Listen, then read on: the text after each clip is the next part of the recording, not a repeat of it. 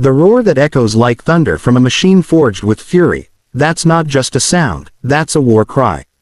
It's not just a bike, it's a weapon of velocity, precision, and pride. I'm talking about the Honda CBR929RR, a machine that came out of Japan like a samurai with its blade drawn, ready to strike at the heart of performance, redefine the soul of superbikes, and carve its name into the legacy of true riders. When this beast rolls up, the road doesn't just open, it bows. And if you've ever heard its growl as it climbs the rev range, you know exactly what I mean. Because this isn't just speed. It's rebellion wrapped in aluminum. It's a heartbeat made of fire. And it's time to feel it. Honda didn't just make another sport bike in 2000 when they released the CBR929RR. They dropped a missile into the segment and changed the rules of the game. The RR badge doesn't stand for race ready by accident. This machine came from the factory with the soul of a track demon. And yet, somehow, it's just as willing to glide through urban chaos as it is to scream down the straightaway. Powered by a ferocious 929cc inline-4 engine, this monster produces a hair-raising 152 horsepower, pure, unfiltered adrenaline. Lightweight and deadly accurate in corners, it weighs only about 370 pounds dry. That's right, an open-class leader bike that feels more like a 600 in the curves but launches like a rocket on the straights. You want raw power. This bike delivers it like a punch to the chest. But numbers alone don't tell the full story. The CBR929RR is more than its power. It's the feeling it gives you. That sixth sense when you lean in, and it becomes a part of your body. The revolutionary HTEV exhaust valve system and dual-stage fuel injection give you torque on demand, acceleration without hesitation, and throttle response that's frighteningly immediate. Open it up, and it doesn't wait, it detonates. Twist your wrist, and the scenery blurs. It's a feeling that doesn't come from a spec sheet. It comes from connection, control, command. And let's talk about that frame. Honda ditched tradition and went with a lightweight, hollow die-cast aluminum twin-spar chassis. It's not just lighter, it's stiffer, sharper, faster to respond. That's why the 929 feels so different from its rivals of the same era. You don't ride it, you wear it. It reads your mind. It's like Honda built this thing to challenge physics and then slapped a seat on it.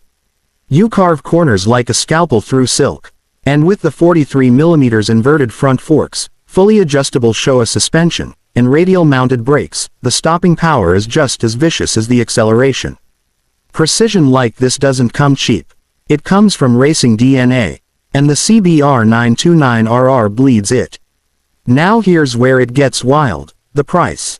Today, you can find a clean CBR929RR between $4,500 and $6,500 depending on condition. Let that sink in. You're getting leader-class muscle, racing heritage, and Honda's rock-solid engineering for the price of a used scooter. It's almost criminal. And unlike many newer sport bikes packed with sensors, electronics, and ride-by-wire tech that puts a wall between you and the road, the 929 is raw. Honest. It demands your respect. If you're not focused, it will bite. But if you master it, it will reward you like no other. This isn't a toy, it's a rite of passage. Hidden beneath its aggressive fairings are secrets only real riders know. The center-up exhaust isn't just for looks, it improves mass centralization. The swing arm is braced for added stiffness.